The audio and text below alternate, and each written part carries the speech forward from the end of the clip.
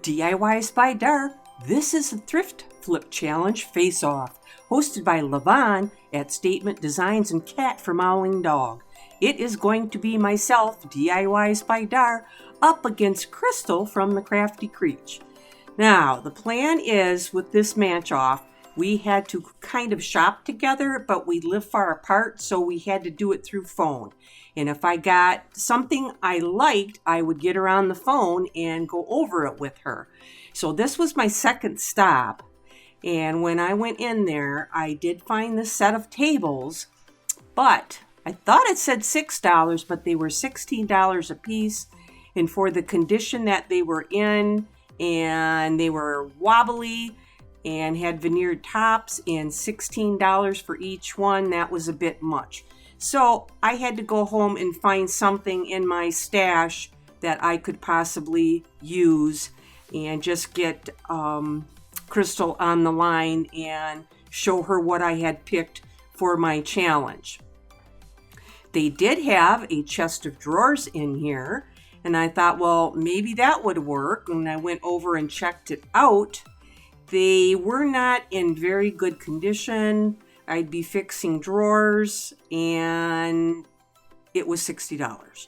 And I thought, no, I'm going to have to get that piece out of my little barn. You know what, Dar, I must have somehow, my buttons are all screwed up on my phone because it's cracked right now. Can you show me the mirror again? Because somehow I stopped recording. Show me the mirror again like it's the first time you ever showed me. Gosh, I'm dyslexic. Oh, I love that. That's great. That will work. Maybe I can back up. How much did you pay for that again? $7.50. Okay, yeah. What are your plans? Well, I cleaned this mirror all up, and the mirror itself is not in real good condition.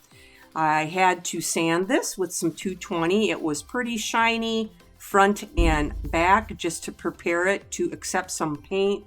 And the paint that I used, the first time I've used it, is paint couture in vintage moss, a chalk paint, and it smells really earthy. You can smell the chalk in there. And I went ahead and I put 2 coats on, and when that was dry, I went ahead and I put 2 coats of polycyrlic and matte on it, and it came out very nice. So now I wanted to put some frogs on here, so I used a Redesign by Prima mold called Froggy Meadow Greens. And before you use a mold, always make sure you dust it with some starch. And I like to take a big chunk and just start at one end and push in and push forward so I have one continuous piece. And when I get that done, I have a somewhat dull knife and I cut the rest off the top. Don't start at the end because you're just going to pull your mold out of the mold. So turn that around and try to get it as flush as you can and just run that knife across the top. Press it down again, clean it up around the edges. Then you're ready to take this out of the mold. I have a piece of wax paper. Bend it and push on the back. Just continually bend it backwards and push on the back, and it should fall out for you fairly easy.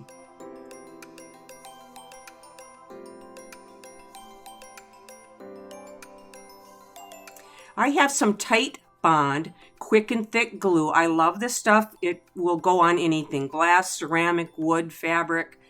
Put that on the back, all over every area on the back, and then set it in place. Clean up any glue around the outside edge if you need to. Then I was looking at it and I was thinking maybe I could put some koi fish at the top because this mirror is in pretty bad shape. If you're going to put something on a mirror or ceramic, you need to clean it really well. So use some alcohol or some mineral spirits before you put it on. And there they are. Now I have some Made by Marley paper in the design Big Moth. And this is what I am going to use around the mirror. the best way that I can. And I am a Made by Marley brand ambassador. So I just love being part of their organization. Here are some other papers that you can get from Made by Marley, and I will put the link in my description. That is the Mad Hatter. This is some circus and carnival girls. And then the last one is another big set that has 12 sheets that is just large flowers that you can fussy cut and use them wherever you would like to. Mod Podge is the glue of choice for Made by Marley paper. So I am going to get this glued up and stick it the best place I can find where most of the flower is showing. And I know some of it is going to come off the edge, and I'm going to lift this edge up because I want to put the next piece underneath it. So it just flows consecutively and it looks just like one solid piece. So I'm just getting that other piece underneath there, and then I'll push that one down and of course put some more decoupage glue over the top. Now, smaller pieces are easier to decoupage. Same way, just start in the middle and work your way out, work any wrinkles out, work any glue out, and you should be good. Now I have a stencil that looks like little pebbles, and I have some paint, Dixie Belle paint, all in one in Baja Gray. And I'm just going to swirly and get these rocks in. And the areas that I couldn't get that stencil close enough, I just had to hand paint a few rocks in here and there. So that's what the back is going to look like. Next is a grass stencil with tall grass, medium grass, and small grass. And I went with colors. I went with dark green in the back, a middle tone green, and a light green in the front, just to give it that depth. So after that, I found some transfers, and I did cut them up a bit because I wanted a little more interest down here on the front of my pond. And you peel the back of that white part off a transfer and then set it down where you want it. It should be sticky. Put it in place. Use that little stick and burnish it right onto your piece. If you go to pick it up and a piece is still sticking, put that sheet back down and burnish it some more. And I was really liking this. I liked all those little things popping up in front of that grass. Now I am going to paint the rest of my frame in where my critters are. And my paper is dry, so I have a little sandpaper block with some 220 in it, and I am just rubbing across the edge to get that to come off. And it was difficult because I couldn't really go 45. That mirror was in the way, but I just had to take my time and go slow, and then I was able to get all of the edges removed. Since I didn't paint the whole top, I wasn't sure what I was putting up there.